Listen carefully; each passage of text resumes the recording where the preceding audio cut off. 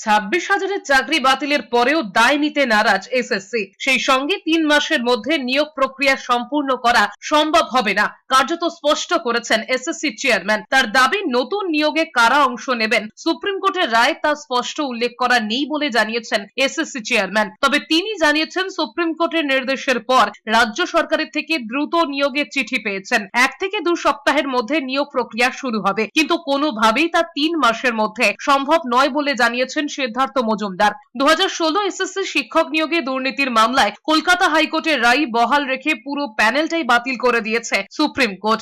একই সঙ্গে 3 মাসের মধ্যে নিয়োগ প্রক্রিয়া শুরু করার কথাও বলেছে আদালত। শুক্রবার সাংবাদিক বৈঠকে এসএসসি চেয়ারম্যান সিদ্ধার্থ মজুমদার জানিয়েছেন, এত কম সময়ের মধ্যে সমগ্র নিয়োগ প্রক্রিয়া সম্পূর্ণ করা সম্ভব নয়। ব্যাখ্যা দিতে গিয়ে এসএসসি চেয়ারম্যান জানিয়েছেন, পরীক্ষায় বসার জন্য আবেদন জানিয়েছিলেন 26 লাখ প্রার্থী। পরীক্ষায় বসেন প্রায় 22 লাখ। এদের মধ্যে নবম দশমের প্রায় 1.5 লাখ এবং একাদশ দ্বাদশেরও 1.5 লাখ প্রার্থী রয়েছে। তাই এত বড় নিয়োগ প্রক্রিয়া 3 মাসের মধ্যে সম্ভব নয়। এই ব্যাপারে আইনজীবীদের পরামর্শ নেবে কমিশন। একই সঙ্গে সুপ্রিম কোর্ট জানিয়েছে, চাকরিহারাদের মধ্যে যারা এর আগে অন্য কোনো সরকারি দপ্তরে চাকরি করতেন তাদের 3 মাসের মধ্যে নিয়োগ প্রক্রিয়া সম্পূর্ণ করে পূর্বের পদে ফিরিয়ে দিতে হবে। এই প্রসঙ্গে এসএসসি চেয়ারম্যান বলেছেন, কেউ পুরনো চাকরিতে ফিরে যাবার আবেদন করতে পারেন। প্রয়োজনে সুপার নিউমেরি পদ তৈরি করা যেতে পারে। 3 মাসের পরীক্ষাও নেই এবং 3 মাসের মধ্যে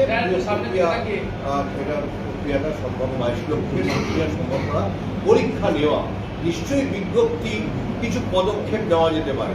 যখন একজন বলছে যে 3 মাসের মধ্যে নিয়োগ প্রক্রিয়া করো, এটা সবাই বোঝেন যে কোনো নিয়োগ প্রক্রিয়া 3 মাসে শেষ হতে পারে না, কারণ পরীক্ষা নিতে হয়। পরীক্ষা নিয়ে তারপরে তার ফলাফল পাবলিশ করার পরে ইন্টারভিউ নিতে হয়। তাহলে কত ইন্টারভিউ নিতে হতে পারে, তাহলে অত ইন্টারভিউ নেওয়া, তারপরে প্যানেল পাবলিশ করা, তারপরে তার কাউন্সেলিং করা, একটা নয় একাধিক। প্যানেলের মেয়াদ থাকে 1 বছর। সুতরাং এটা যে সম্ভব নয়।